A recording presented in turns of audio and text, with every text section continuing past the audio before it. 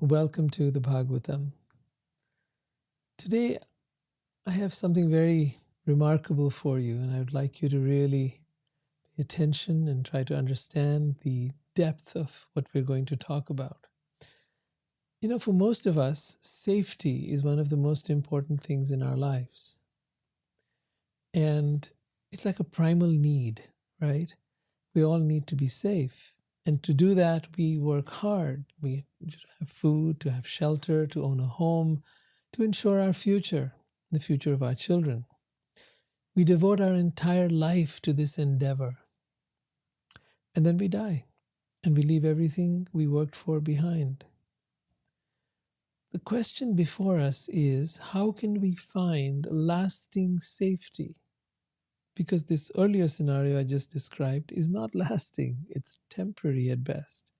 You might have some safety for a little while, but then it's gone. So how can you find lasting safety regardless of circumstances, regardless of ups and downs of life, regardless of old age, disease, death, jobs, economy, and so many other factors that make life so unsafe? And the answer lies in spiritual advancement. Now, I'm not saying this as a belief thing. I'm going to tell you this, explain this to you from a point of view of real lived experience. Real spiritual growth brings with it fearlessness, a feeling of being connected to the divine, of feeling protected in all situations. At that level of spiritual consciousness, there is no death, no suffering, and therefore no fear. One who has become self-realized experiences this constantly. I can say that in my own life, whatever little progress I have made, I have seen and experienced and glimpsed this truth. But for those who have gone all the way and really attained that self-realization, who have devoted themselves completely, who have become free from attachment and fear, this is a fact they live with every single breath they take. At the same time, we have this incredible, at the same time, persons who have become self-realized experience this deep feeling of peace, of harmony and joy that arises from within them. It's not something created by the mind. It's not the product of something they do. It has nothing to do with the place they're in, a vacation spot, some beautiful spot. No, it doesn't matter. They could be in the worst of circumstances and still be feeling that immense bliss that arises from within themselves. It has no cause. It is causeless. Today we're going to be talking about Jada Bharata, who had attained this state, but he acted as if he was crazy, dumb, and blind. And why he did so, I'll explain it later as we go along.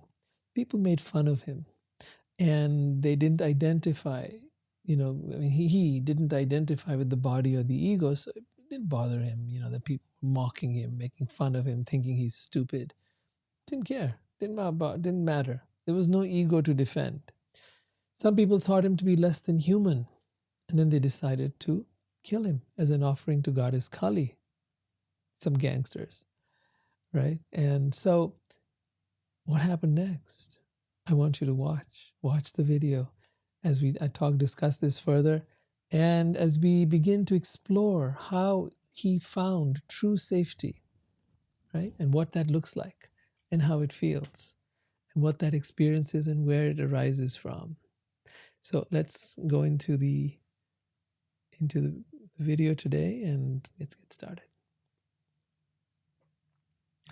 So the Srimad Bhagavatam has so much wisdom to share with us. It's not just something that we, just read, or some text like, we follow or we believe in. No, it's a manual of different people's experience. It's, giving us the evidence of what's possible. I mean, how are you going to know that something is possible unless you come across someone who's attained it, right? So if you know that wealth is possible because you see someone who's very rich. You know that there is a mountain called Mount Everest or Kilimanjaro or whatever else because somebody went there and saw it, maybe sent you pictures, right? You know that there's a certain place you might see it on the map, but when someone goes there and they tell you what they saw, when they tell you what the experience was like, it has far more meaning than just reading about it. So when the Vedas describe things, they don't just describe the philosophy, they give you examples. They give you many examples of people through the ages who attained this heightened spiritual awareness. So one of them was King Bharat. Now, we'd been hearing about him in the last couple of episodes. He was a wonderful king. In the later years of his life, when he renounced his kingdom, his palaces, his family, he went into the forest, as did many people in the Vedic era. And we've stopped doing stuff like that now because we're so attached to everything. We're attached to our homes, we're attached to our families, we're attached to our possessions, our comforts. But people in the Vedic era were trained to become detached, especially at the end of life. So here he was, he'd gone to the forest, he'd become a mendicant, he was meditating, he had none of the comforts of his palace anymore, and he was sleeping on the ground and eating herbs and whatever else he could find in the forest without growing. He was not growing anything, just whatever he could find, roots and herbs and berries and something like that. And in this state of what is called tapasya, austerity, he came across a deer, and a baby deer at that. And he became attached to it. He felt protective and loving towards it, as one does towards one's own son or daughter. But due to his attachment, in his next life, he took birth as a deer. Now, due to his past good karma, even while in the body of a deer, he remembered his past life and repented his folly. He had left his kingdom and family to seek liberation from the cycle of birth and death, and now here he was again, back as a deer. Well, he'd not been a deer before, but now he was back in the body of a deer. To avoid getting entangled in the world, he went as a deer now to the ashram of the sage Pulastya and avoided the company of others. He ate only dry leaves, and with his constant companion, the Paramatma, the super soul, the presence of God within all of us, he passed his days. So he'd understood something really important. Perhaps I can show you a little bit of what that looked like. Let's see if I can pull it up for you. I've got some pictures here. There you go. So that was King Bharat and the deer. And he gradually, as he went on with his practices and spiritual practices, became more and more attached. And then finally, at the end of life, he, because of his attachment to the deer, it's what he saw, that's what he thought about, that's what filled his consciousness. And as Krishna says in the Bhagavad Gita, wherever and whatever your mind is fixed upon at the time of leaving this body, to that state you will go. Therefore, it's very important that we immerse ourselves in spirituality through the course of our life, that we hear about, chant, remember the pastimes, the name, and everything about God as much as possible, so that by the time we come to our deathbed, that's what's going to come to our mind. You may have heard about how when people are dying, they see their entire life flash before them. Well, if your life's been filled with ways in which you served God, in which you remembered God, in which you spoke about God, chanted his name, then that's what's going to flash in front of your eyes, and that's going to determine where you go. Krishna says, one who remembers me at the time of leaving his body will come to me. I promise you this without doubt. So, what happened next was that in his next life, and that is to say, the King Bharat, after having taken birth as a deer and after dying, then came back in his next life in the family of a Brahmin. Now, this is what often happens, is that people who have not been able to complete their spiritual life will take birth in the family of either someone who is highly spiritual or rich or beautiful. They will come with great assets because their spirituality, your spirituality is your greatest asset. It is your eternal asset The time you've spent hearing about, speaking about, chanting about, serving God and his devotees and his people is eternal asset for you. You cannot lose it. And therefore, and so rather, and what is the evidence of that? And that is that you will see that the people who come back into such families, they begin seeking. They begin wondering, why? What's going on? Where is the truth? Where can I find the answers? And if they don't find it, they might find themselves becoming very unhappy, sometimes getting into habits like drugs or whatever else, trying to find the truth through that. Because unfortunately, in cultures like we have here in America, there is very little guidance. There is very little support for this kind of thinking, for this kind of seeking. But if you're born in a family where you're blessed to have people around you who understand the deeper spiritual truths, well, then you get a head start. So here we have the king Bharat, who now takes birth in the family of Brahmins. His father was studied in the Vedas. His father would give in charity. He had control over his senses. He was always satisfied, tolerant, gentle, learned, non-envious. These are all the qualities of a highly evolved person. His father was also engaged in devotional service to God, and he was self-realized and always in trance. So a really incredible parent. So this former King Bharat, now became known as Jada Bharat. I'm just going to call him Jad for now on. Let's spell Jada, by the way. So by God's grace, Jad could remember the incidents of his past lives. He could remember his birth as a deer. He could remember his birth as the king, right? Those past lives. And he was afraid that if he hung around his relatives and friends who were not spiritually inclined, he feared that in their association he might once again fall down. He might once again become immersed in worldly affairs. He might once again develop attachments, and all of that would come in the way of his liberation from the cycle of birth and death. So what did he do? He pretended in public to be a madman. He pretended to be dull in mind and blind and deaf, so that others would not try to talk to him.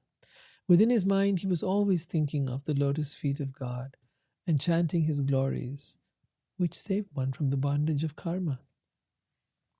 Jad Bharat's father considered him his heart and soul.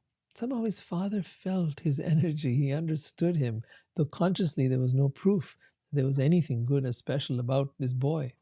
His father somehow felt him. He connected with him. He was very attached to him. He tried to train his son in Vedic knowledge because he was a Brahmin, so he knew all the knowledge. Knew the Vedas, the mantras, and all of that stuff. He tried to teach Jad the Gayatri mantra and Om, but all his endeavors failed. Even the simplest things his father taught him, Jad would do the opposite. Even things like when his father taught him to wash his hands after going to the toilet, Jad would wash them before he went to the toilet. He just do the opposite, right? I think we've all been there. We've all had our rebellious phase. We've all wanted to do the opposite of what our parents told us. We've all rebelled for some time, but then we've come back online. We've gone past that phase and we've understood that there's more to life. And rebelling doesn't really help. But in this case, he was coming from a very deep realization. He did not want anyone to know him. He feared that he would get lost, and he did not want that to happen. So he remained single and was even considered unfit for marriage. His father, like everyone, was attached to his home, and he had forgotten that someday he would die. And so the Bhagavad says, death, however, was not forgetful. At the proper time, death appeared and took him away. So now this boy was left in the mercy of his brothers. He had 9 brothers. His father had 2 wives. Anyway, his brothers were not spiritually enlightened. They could not understand the highly exalted position of Jad Bharat. So they degraded him. They put him down. They made fun of him. They mocked him. The Bhagavatam says degraded men are actually no better than animals. The only difference is that animals have 4 legs and such men have only 2. These 2-legged animalistic men used to call Jad Bharat mad, dull, deaf, dumb. They mistreated him and Jud behaved for them like a madman who was deaf, blind, or dull. He did not protest or try to convince them that he was not so. Whatever food he could acquire by begging or by wages, and whatever came of its own accord, be it a small quantity, palatable, stale, or tasteless, he would accept and eat. He never ate anything for sense gratification because he was already liberated from the bodily conception which induces one to accept palatable or unpalatable food. See, we're always chasing our senses. This is what it means, the bodily concept. We believe we are this body, we identify with our senses, and we spend our entire life serving our senses. Think about it. You work hard to earn money, and what do you do with the money? You use it to get yourself some nice food. What is that for? You're serving your taste buds. You buy some nice clothes, you're serving your body. You want others to see you and like the way you look.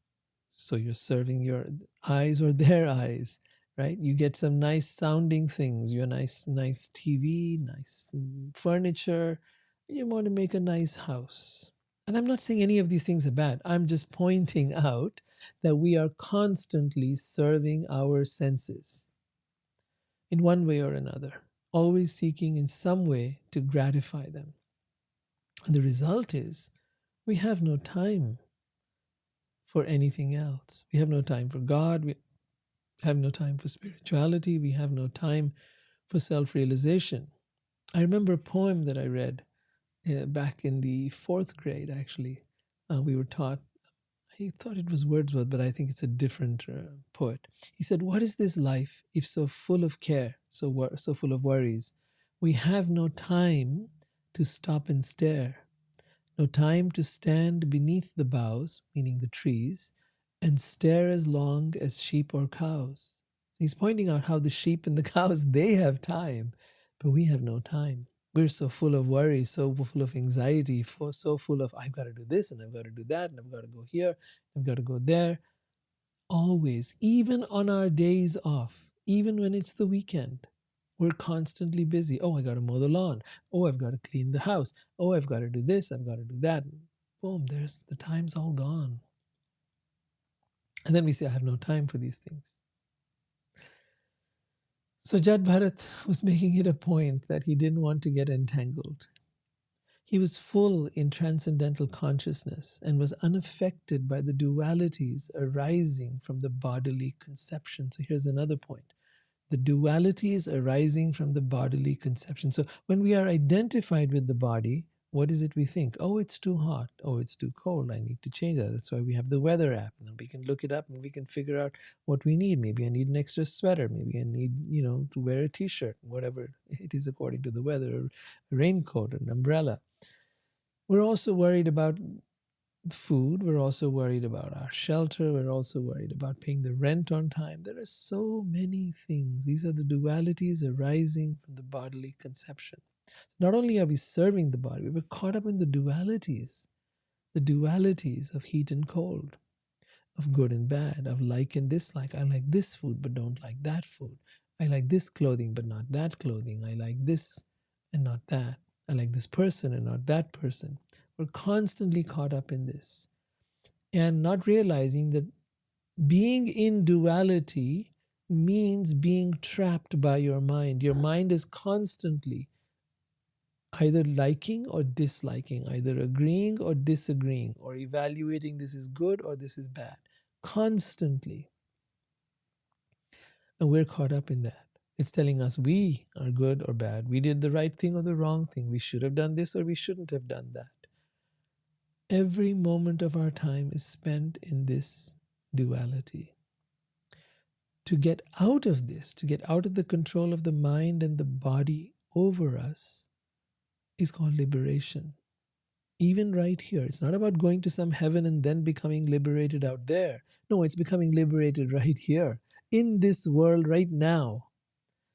To be liberated is to become free. Free of what? Free of the control of the mind and the body over and the senses over us. Free. That's what freedom is. Freedom is not about taking out an oppressor in our country. It's not about becoming free of slavery. Of course, we need all those things. But there is a greater freedom that even in the so called free world, people do not experience. They call this the free world, but it's not the free world. We are all imprisoned. We are all prisoners here. We're all prisoners here. Prisoners of our mind, prisoners of our senses, prisoners of our body, prisoners of duality. We have created our own prisons and locked the door and locked ourselves inside, thrown away the key. And now we are unhappy and we don't know how to get out. So the Bhagavatam is showing us what it looks like to be outside the prison, what it feels like. Now, you don't have to go and do what Jada Bharata did. You don't have to go around acting crazy, but you can learn from him and take what's useful for you. So Jad's body was strong as a bull and his limbs were very muscular. He didn't care for winter or summer, wind or rain, and he never covered his body at any time. So I am not telling you to imitate him. Please understand that. Okay? I am just showing you how one can become totally detached. Just so you understand. You can do this right there in your home. The main thing is to shift your identity from the body and the mind and the senses to the soul. The more you experience life from your soul, the more free you will be. It's not about changing the external circumstances. It is everything about changing the internal consciousness. That's everything. But back to Judd's story. He slept in the streets and never bathed. Because his body was dirty, his spiritual effulgence and knowledge were covered, just as the splendor of a valuable gem is covered by dirt. He only wore a dirty loincloth, and his sacred thread, which the Brahmins wear, all of which were blackish and dirty and filthy, never washed. People called him names, they insulted him and ignored him. His brothers engaged him in agricultural field work, which he couldn't do properly. In exchange, they gave him food, the chaff of rice. Not the rice, but the chaff of the rice. Worm-eaten grains and burned grains that had stuck to the pot. But he gladly accepted all this as if it were nectar. He did not hold any grudges and ate all this very gladly. Around this time, a gangster who wanted to have a son by worshipping the goddess Bhadrakali. So he was worshipping the goddess Kali and wanted to have a son, and he concocted a sacrifice, and he wanted to sacrifice to her a human being. Well, now, so the idea was you can't just take any old person. So he wanted to find someone who was crazy, someone who was dull, someone who was considered no better than an animal. And so he captured Jada Bharata, thinking him to be like a man-animal, fit for sacrifice. But Jada escaped, and the gangster ordered his followers to find him. They ran in different directions, but could not find Jada. Wandering here and there, they saw him guarding the field against the attacks of deer and wild pigs. So Jada had already run away. He was sitting in the field, guarding the fields of his brothers who gave him rotten food, right? But he was sitting there doing his duty. And these gangsters, they found him, and their faces became bright with happiness. They bound him with ropes, and they brought him to the temple of goddess Kali. They then bathed him. They dressed him in new clothes. They decorated him with ornaments befitting an animal. They smeared his body with scented oils and decorated him with tilak and sandalwood pulp and garlands. They fed him sumptuously and then brought him before the goddess Kali, offering her incense and lamps and garlands and fruits and flowers. They sang songs and chanted prayers and played drums and bugles. They then made Jada sit down before the deity. Then one of the thieves, acting as the chief priest, took up a very fearsome sword, which was very sharp, and consecrating it by the mantra of Bhadrakali, chanted the mantra as he consecrated the sword. He raised it to kill Jada Bharat. All the rogues and thieves were then overpowered by the desire to become very rich. So the main person, their leader, wanted to have a son. But the rest of them, they wanted to become very rich. And they had concocted their own ritual in disobedience to the injunctions of the Vedas. And they were prepared to kill Jada Bharat, the self-realized soul, born in a Brahmin family. So firstly, they had concocted their own ritual. This is not part of the Vedic culture. Secondly, they were about to kill a person who was self-realized. And thirdly, he was the son of a Brahmin, all of which were serious, serious offenses for which they would have suffered massive hellish consequences. Jada Bharat was the best friend of all living entities. He was no one's enemy. And he was always absorbed in meditation on the Supreme Godhead. He was born of a good Brahmin father, and killing him was forbidden, even though he might have been an enemy or an aggressive person. Goddess Kali could not bear this. She saw that these sinful gangsters were about to kill a great devotee of God, of Vishnu. Suddenly, the deity's body burst asunder, and the goddess Kali personally emerged from it in a body burning with an intense and intolerable effulgence. The infuriated goddess Kali, her reddish eyes glowing, displayed her fierce curved teeth and her fearsome features. She assumed a frightening body as if she were prepared to destroy the entire creation. Leaping violently from the altar, she immediately decapitated all the rogues, cut off their throats, and the rogues and thieves with the very sword with which they had intended to kill Jada Bharat.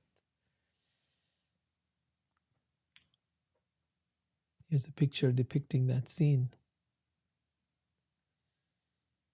You'll see Jada Bharat in the back there, just peacefully in a meditative state, not affected by any of it.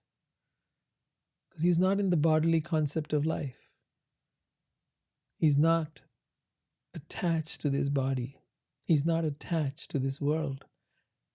But the goddess Kali is. So a lot of people don't understand goddess Kali. She is, and then they worship her for reasons that they have no idea. They just think, oh, she's a warrior, and I want to be a goddess, a warrior goddess. Well, then they wonder why they don't have partners who really care for them. Because a warrior goddess is invoked only for war. Kali is invoked only for protection. Kali is essentially there killing the demons, killing people who will attack you. But you can't be always in that state. Her normal form is that of Parvati, the wife of Shiva. She only takes on this form of Kali to protect the devotees, whether they're devotees of Shiva or those of Vishnu or for herself. That's the only time she takes on this form, to protect the devotees. That is all. So it's very important to understand what you're worshipping and why you're worshipping and how you're worshipping. The most precious of all beings is someone who is a highly evolved soul. We're going to see stories like this all across the Bhagavatam. We've come across some already. And now we have the story here of Jada Bharat. And later on we'll have Prahlad. And later on we'll have even all the associates and friends of Krishna. We'll have so many different things describing to us how the real safety is surrender to God. That when you surrender to the divine, when you surrender to God, you now are in the most safe of all hands. You will be protected and nothing can harm you. It is said, Rakhe Krishna mare Krishna rakhe ke. That if someone has the hand of protection of God on them, then no one can harm this person. Unless, of course, that's part of the plan. And if someone yeah, tries to harm such a person, they will be protected always. And the interesting part is that because such a person does not feel fear, does not experience that feeling, because they're no longer identified with the body, the mind, the ego, or the senses, it's not difficult to actually be there because you've changed your perspective of things. You no longer see yourself as this fragile being who is, subject to the vagaries of life and of nature and of circumstances and of situations. You recognize yourself as a soul, and as a soul, you are indestructible. Nahanyate hanyamane sharire. Krishna says in the Bhagavad Gita, the soul cannot be destroyed by anything, cannot be harmed, cannot be cut, cannot be wet, burned by fire. Nothing, not even an atomic bomb, can destroy the soul. So once you understand that deeply, once you get it, right, that's all it is. That's all it is getting this point. How do you get this point? You won't get it through your intellect. Your mind, okay, great concept, great idea, but how do I know? I'm not, how can I be so sure? The only way you'll get there is by experiencing the soul. The only way you'll experience the soul is when you learn to quiet the mind. The only way you'll learn to quiet the mind is through meditation. So, any practice of meditation that helps you quiet the mind will bring you in contact with the soul.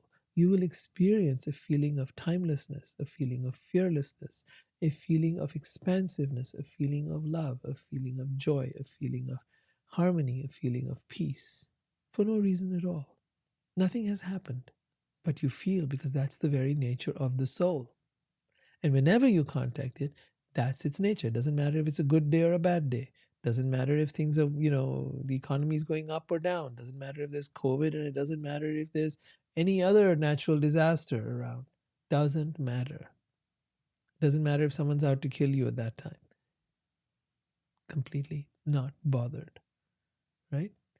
This is what it means when you become identified with the soul. That's what it means to become self-realized. You have realized that this is who I am. You've realized it means you've awakened to it. Your soul has fully awakened. And you know you're not this body, you're not this mind, you're not your thoughts, you're not your emotions, you're not your ego identity. You're not your possessions, you're none of that. None of this. None of this is me. So it's a wonderful place to live, and I encourage you to pursue that. For me, the best process to get there has been through meditation, deep breathing, and through chanting of the Maha Mantra, Hare Krishna, Krishna Krishna, Hare Hare, Hare Ram, Ram Ram, Hare Hare. 3 words. Or understanding the deep meaning and significance of these teachings is as well a great help in getting there. It reinforces the process. All right, so Kali came and killed these guys, and then she began to drink the hot blood that flowed from the necks of the beheaded rogues and thieves, as if this blood were liquor. Indeed, she drank this intoxicant with her associates, who were witches and female demons. So now some people look at Kali and they think, oh, she's some kind of demon. She's not. She is very, very, very pure. But she takes on this form to kill the demons. You see, when you're dealing with someone who is highly aggressive, you have to be aggressive with them. When you deal with someone who is, who's a violent person who comes to attack you, then you have to take up arms to protect yourself. So she comes from that warrior place, and she takes on the form of the people that she's going to kill, but in even more extreme form. That's why you see her with skulls hanging around her neck, just to show them, look, this is what's going to happen to you. Don't mess with my people. So again, then she'll, after she goes through this whole thing, then she'll go back into her original form as Parvati, peaceful, calm, loving, sweet, all of that.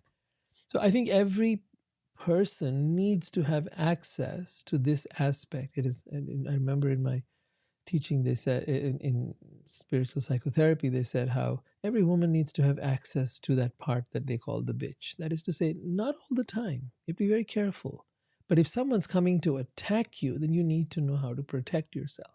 Otherwise, there is no need. Now, if you're a self-realized person, if you've reached that level, you won't even bother them. Jada Bharata is not bothered. It's Kali who's bothered. But Jad is not. Jad is like, yeah, all right, you want to kill me, kill me. I don't care. It's not no big deal to him. Right? In fact, you're doing him a favor. He wants to move on. He wants to be liberated. And he knows that since he hasn't gotten attached to anything of the world, he will be liberated after he leaves this body. So, so then Kali and all her associates became intoxicated with this blood, and they all began to sing very loudly and dance as though prepared to annihilate the entire universe. At the same time, they began to play with the heads of the rogues and thieves, tossing them about as if they were balls. Then it says, when an envious person commits an offense before a great personality, he is always punished in the way mentioned above. Now, this whole narration is taking place if you followed from the beginning, this whole narration is taking place between Shukdev and King Parikshit. King Parikshit had been cursed to die in 7 days, and instead of trying to nullify that curse, he took it as a blessing. And he had approached all the great sages, and Shukdev was the greatest of them all, and he was now speaking to the king, telling him about all these different narrations, because the king wanted to know, what should one hear about at the time of leaving this body? When I know I'm going to die in 7 days, what should I immerse myself in? What should I listen to? What should I do? And so that's when Shukdev, the great soul, the great enlightened being, Shukdev, started to speak the Bhagavatam. Because it is full of narrations of the great devotees of God and of God himself, which we'll come to in the 10th canto. Now we're on the 5th. So Shukdev then said to King Parikshit, he says, those who know that the soul is separate from the body, who are liberated from the invincible knot in the heart. What is this knot in the heart? That is the knot of attachment to the world, the knot of bondage to the world, that knot which binds us to the world. What binds us to the world? Where is this attachment? It's all in the mind. It's all here. And once you realize the truth, that knot in the heart becomes loosened, and eventually you become free from it.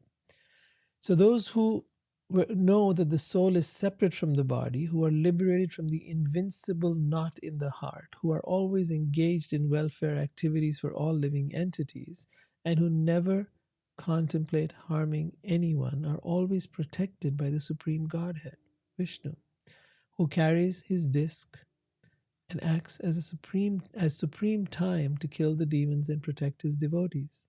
The devotees always take shelter at the lotus feet of God and remain unagitated. So now what happened next? This whole incident got over, and Jada Bharata went out into the world. And one day, a king was passing by. His name was Rahugana, King Rahugana. He was the ruler of Sindhu and Sauvira. He was going on pilgrimage to Kapil Ashram. He was being carried by 4 palanquin carriers. So they had this palanquin, they would put it on the shoulders, each person holding on one side, one shoulder. And like this, there were 4 people carrying the palanquin with the king sitting in the middle. And when they reached the banks of a certain river, one of them couldn't go on any further, so they needed another carrier. They began searching, and they came across Jad. Jad was young and strong and had firm limbs, so they unhesitatingly forced him to carry the palanquin. They forced him. And as Jad walked, he kept checking to make sure he wasn't stepping on any ants. Jad was a very sensitive being. He wanted to make sure he wasn't stepping on any ants. So he was going on constantly looking down, checking for the ants and making sure he didn't step on them. As a result, he couldn't keep pace with the other carriers of the palanquin, and the palanquin kept shaking. King Rahugana was upset and reprimanded the carriers, and the carriers, being afraid of punishment, blamed Jad. At first, the king was sarcastic and said to Jad, he said, "You seem tired. Is it because you don't have assistance?" Now, there were 3 other palanquin carriers, so he did have assistance. So he's being sarcastic. Is it because you don't have assistance? Perhaps you've been carrying it for a long time. Again, untrue because he had just begun carrying it. Or maybe you are old and stout and not very strong, all of which were untrue because Judd was actually very young and fit and not at all fat. After a while, when the shaking didn't stop, the king started yelling, "You rascal, what are you doing? Are you dead despite the life within your body? Do you not know that I am your master? You are disregarding me and not carrying out my order. For this disobedience, I shall now punish you." The king got out of the palanquin and, in great rage, was going to attack and punish Judd. Due to madness, the king, so madness meaning madness of anger, the king used uncalled for and contradictory words. Although considering himself very learned, the king did not know the characteristics of a highly evolved person. Jada Bharata was the dear friend of all living beings, and he did not identify with the body. He therefore smiled and he said, "My dear king and hero, whatever you have spoken sarcastically is certainly true. There is no contradiction in your statements because I am different from the body. I am not the carrier of the palanquin. The body is the carrier. Certainly, as you have hinted, I have not labored carrying the palanquin, for I am detached from the body. You have said that I am not stout and strong, and these words are befitting a person who does not know the distinction between the body and the soul. The body may be fat or thin, but no learned man would say such things of the spirit soul. As far as the soul is concerned, I am neither fat nor skinny. Your words relate not to me, but to my body, and there is no trouble for me in that. Fatness, thinness, bodily and mental distress, thirst, hunger, fear, disagreement, desires for material happiness, old age, sleep, attachment for material possessions, anger, lamentation, illusion, and identification of the body with the self are all transformations of the material covering of the soul. A person absorbed in the material body, the bodily conception, is affected by these things. But I am free from all bodily conceptions. Consequently, I am neither fat nor skinny nor anything else you have mentioned. My dear king, you have unnecessarily accused me of being dead, although alive. In this regard, I can only say that this is the case everywhere because everything material has its beginning and end. As far as your thinking that you are the king and master and are thus trying to order me, well, this is also incorrect because these positions are temporary.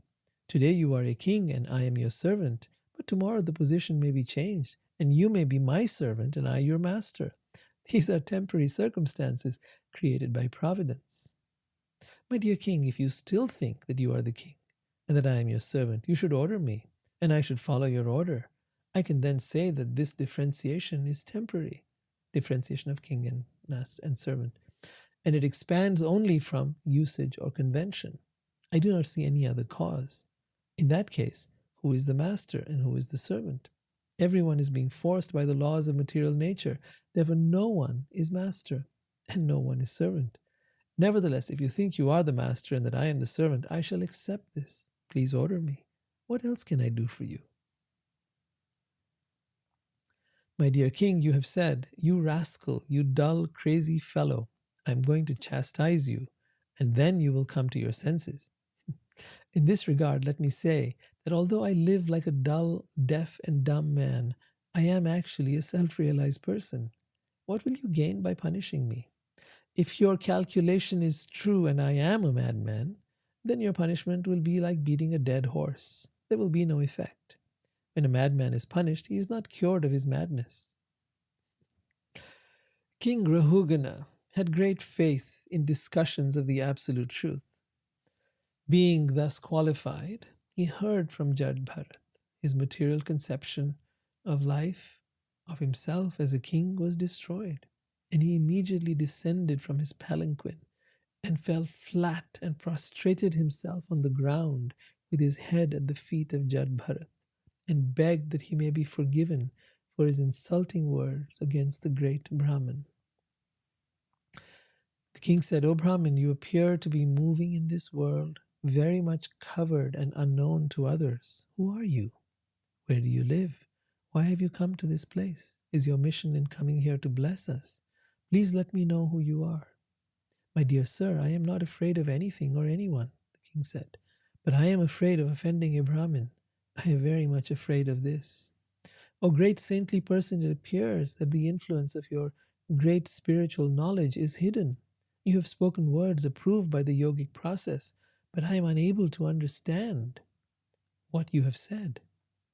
You are the most exalted of all learned sages, and you have descended for the benefit of all human society. You have come to give spiritual knowledge. I am therefore asking you, O spiritual master, what is the most secure shelter in this world? I am very attached to family life and worldly activities. This is the king speaking. I'm very attached to family life and worldly activities, and I am blind to spiritual knowledge. Nonetheless, I am now present before you and am seeking enlightenment from you. How can I advance in spiritual life? See, this is the way of humility. I want you to really pay attention to how he's speaking. This is the way of humility.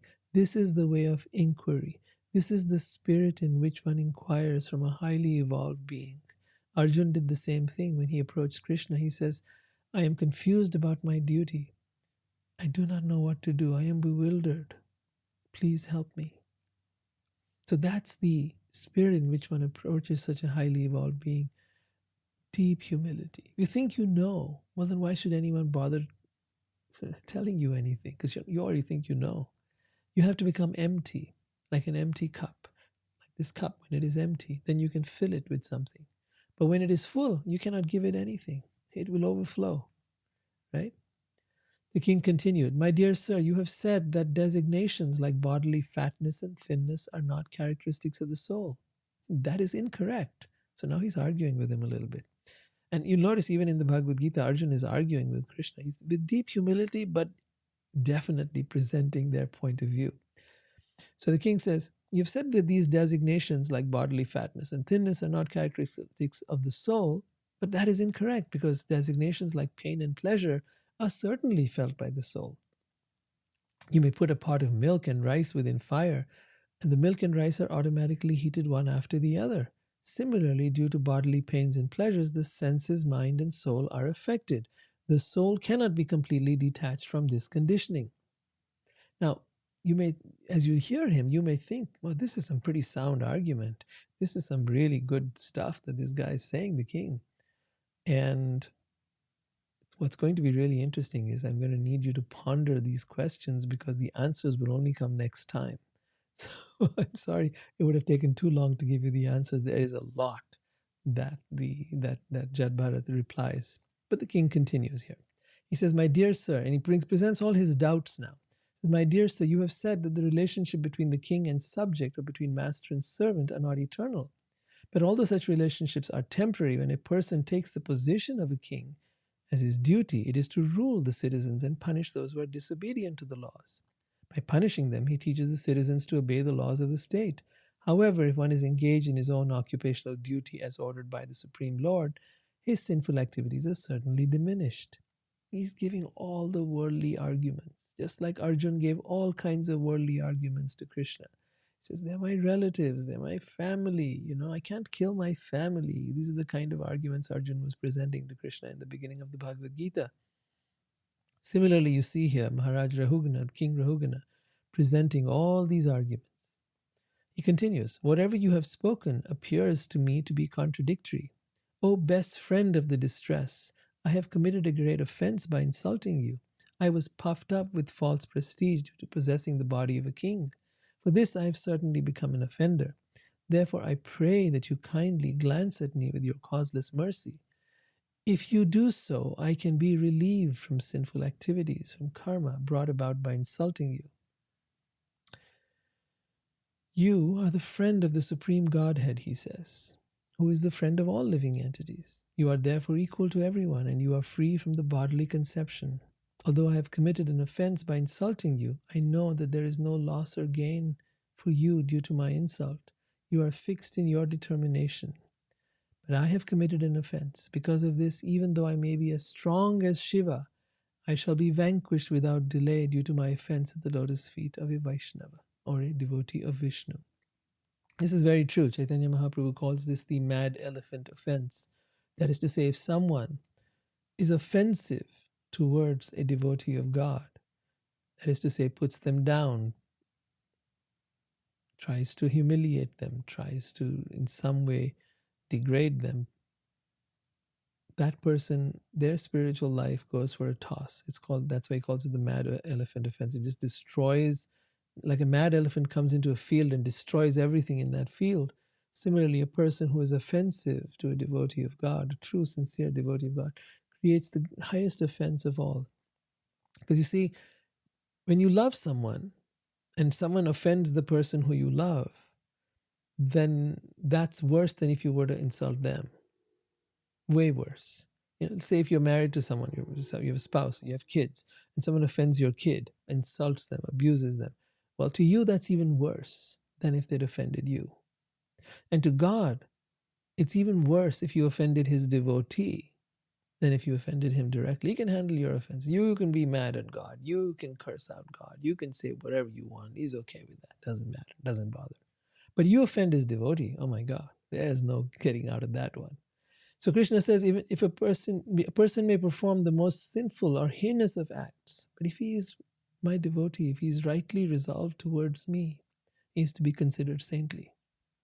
So keep that in mind always. Sometimes people go to Krishna's birthplace, Vrindavan, and because sometimes it is dirty and sometimes it is crowded, and sometimes people are pushy, and sometimes they are dishonest, they start abusing the people that live there. But they are his people. They live in his town. They are his family. You have to be very careful of such things. Do not offend a devotee of God. Be very, very humble in front of them. In that way, you will be safe from this Vaishnav aparad, this kind of offense. All right, I think with that we'll end. Next time, we will get into the replies given by Jada Bharata, which are very extensive. So that's why I had to keep it for another time. But hey, I know you'll be here the next episode, and I know that you'll be looking forward to that. So I'll see you then. Meanwhile, let's take out some questions and see what folks have been saying.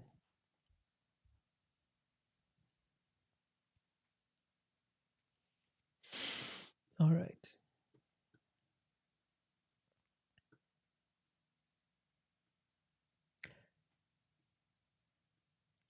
Hi, Silly. Welcome back. It's good to be back. Yes, it sure is. All right, let's see what you're saying. Aware of attachment to safety while my car is going through body work, my mind started to conjure fears of what ifs without it, turning my mind from attention attachment to these fears. Okay, let's see if I can get the rest of it. This episode reminds me to seek security within, where my soul is ever in peace from the love and care, great spirit of the Supreme Being. As I age, my life is more simplified and focused. Yes, that is so important, that we simplify our lives and that we recognize that everything that is happening will get sorted out. So if you're having difficulties with something, your car or any other thing, it will be sorted out. Just trust that. Have deep trust in God, deep trust in Krishna, and know that everything will be sorted out. Ultimately, what matters, these circumstances, these situations we are put into, they're all there to get us closer to God, to get us closer to that sense of trust, to that sense of safety. See, once we start realizing that we have a relationship with the divine, that's why it's important to have a name. You use terms like Great Spirit or use terms like Supreme Being.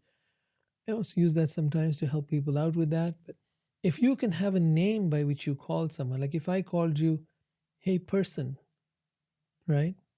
That would be very impersonal.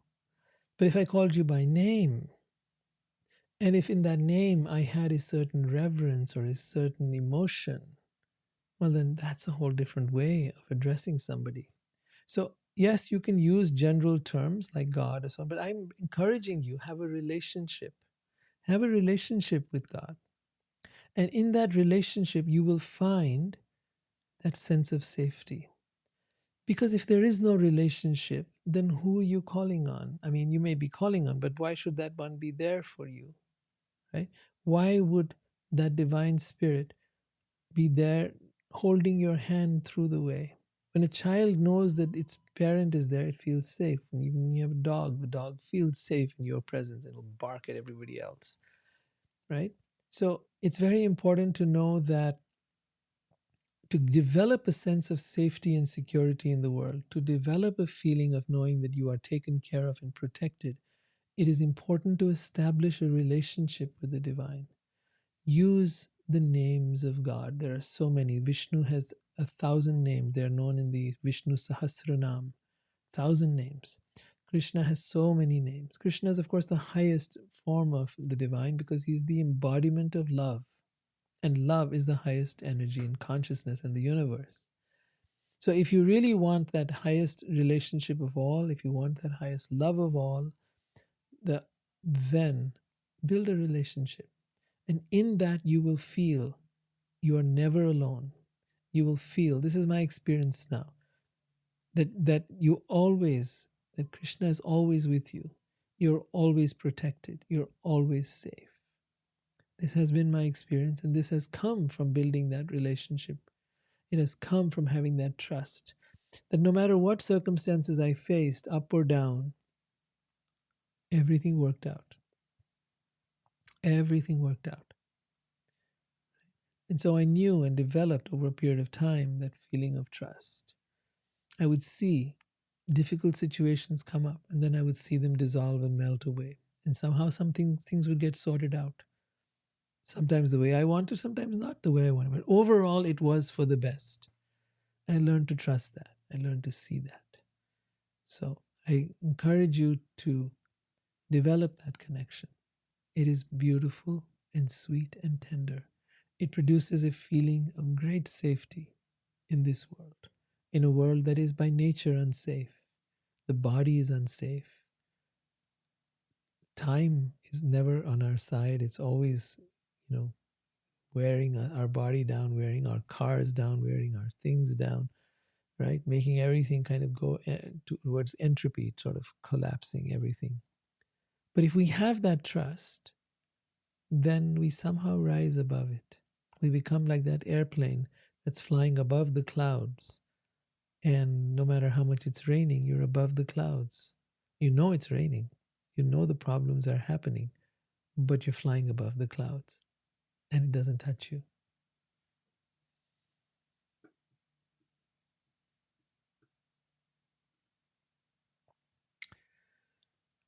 Thank you. Thank you, Seely, for asking these questions, for being here so regularly, for so beautifully sharing your heart. Really means a lot.